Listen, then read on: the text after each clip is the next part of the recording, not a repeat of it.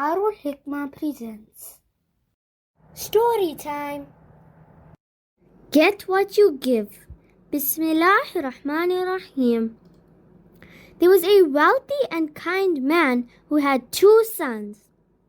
He did his best to provide halal food for his children and always advised them to be good to the poor as he was. Before he passed away, he called for the 2 sons and told them to live together and always care for each other. However, as soon as his eyes closed, the elder brother changed his ways. Let alone being good to the poor, he even started to oppress his own brother. While the Sharia wants people to share their inheritance, the elder brother took everything for himself. The only things he shared with his young brother was the fruit tree, a blanket, and a cow that gave milk. However, this is how he shared it. He said to his younger brother in a cruel voice, "Listen here, you may use the blanket all day, but must give it back to me at night. You can have the bottom of the tree, but everything above the trunk is mine.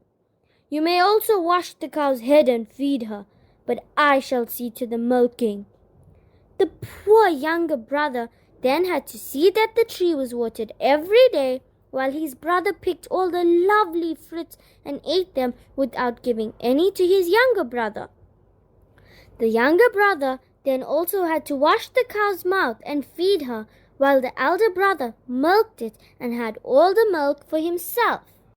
What could the younger brother do with the blanket during the day but keep it folded in the corner of the room?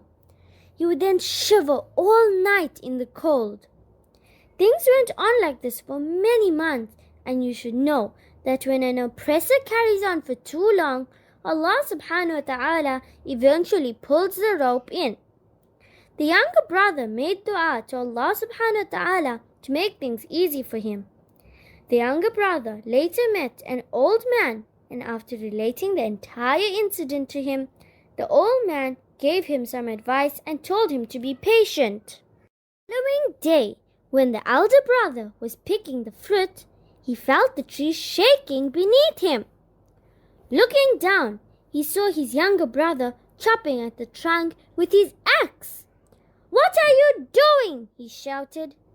"Well," the younger brother replied, "since the trunk belongs to me, I shall do as I please with it." The elder brother was now worried. How would he be able to pick fruit in the future? "Please do not chop down the tree," he pleaded. "From now, half the fruit will be yours and half the fruit will be mine." Later that day, when the elder brother was busy milking the cow, the younger brother came and started to rub oil on the cow's head and ears, causing it to sway from side to side. It became impossible for the elder brother to milk the cow, and he shouted, "What is the matter with you? What are you doing?" "Dear brother," the younger brother replied, "the head and the face of the cow is mine, and I will do as I please with it." Realizing that he would never be able to get any milk from the cow in this way, the elder brother quickly proposed, "You may continue to feed the cow as you have been doing, but from today you will have half of the milk." When the time came that night for the elder brother to take the blanket, the younger brother filled a large dish with water and soaked the blanket in it. He then handed over a dripping blanket to his brother. "What happened now?" the elder brother shouted. "Well," said the younger brother, "since I can do what I want with it during the day, I decided to have it washed. You can now have it for the night." The elder brother was finally forced to say, "Put the blanket in the sun tomorrow, and as soon as it dries, take it to the tailor and have him cut it into 2. You may then have half, and I shall have half."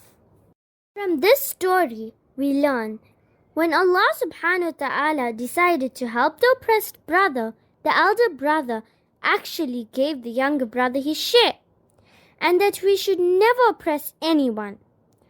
When we are faced with any problems, we must turn to Allah subhanahu wa ta'ala for help and then do our best. Allah subhanahu wa ta'ala gives us all the comforts and favors of this world, such as wealth and property to people to test them. He then sees and shows us which of these people will use these favors to please Allah subhanahu wa ta'ala and who will be the unfortunate ones to forget Allah subhanahu wa ta'ala and to oppress others. When we receive any sweets, fruits, or have to use anything in the house, we must never demand our way, but we must always have the habit of giving others more than their share, because in this way Allah subhanahu wa ta'ala will also give us more. The end.